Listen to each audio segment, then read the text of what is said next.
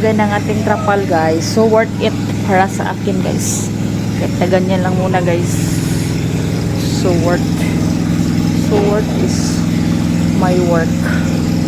Our work.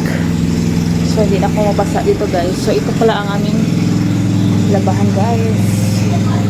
Itong labahan naman. Super. Hindi na ako mabasa sa ulan guys. Pag maglaba tayo, saka maghugas ng plato. So, palabel pa natin ito guys. So, i-label natin ito. Kasi slanting yan siya guys. So, dito, pala ko dito guys ang septic tank. So, para malagay natin ang lupa dyan guys. So, thanks you Lord. Dahan-dahan lang muna.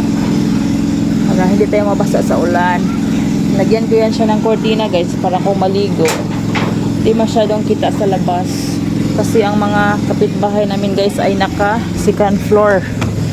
Kita tayo mag burlesque malalagho guys. Itong nilabahan ko kahapon, so nilagay ko dyan. So okay kayo guys, okay kayo siya. So for me good. So mag order tayo kung lugar ta.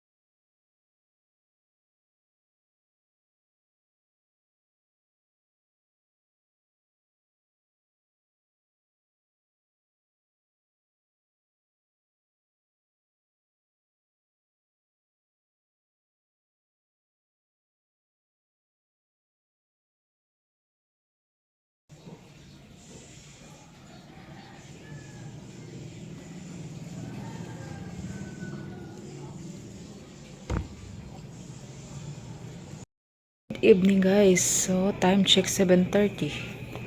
So madaling na siya guys kasi walang kuryente. So hindi ko nakatapos. Flashlight. So bali yan ang akong nilaban guys kahapon. Then hindi natapos guys kasi doon ako sa labahin ko. So ang aking mga ginawang kalat guys ay hindi ko na gawa ligpitin. Super.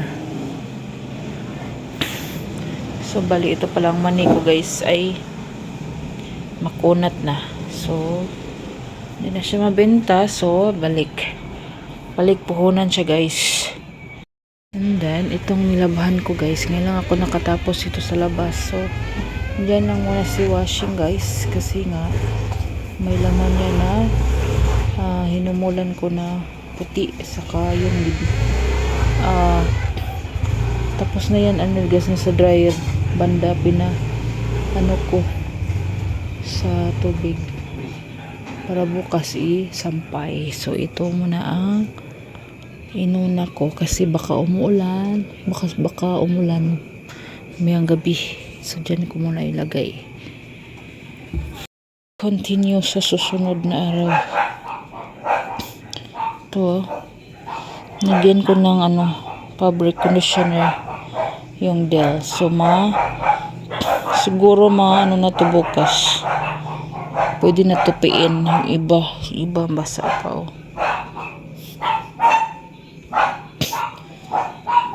Pwede naman siya i-extend, guys. I-extend natin.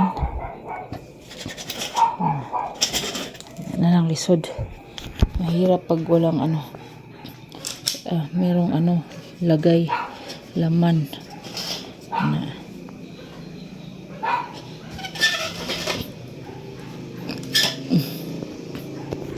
Wala kita ko sa money, guys. So balik puhunan siya, guys. Kasi makunat siya.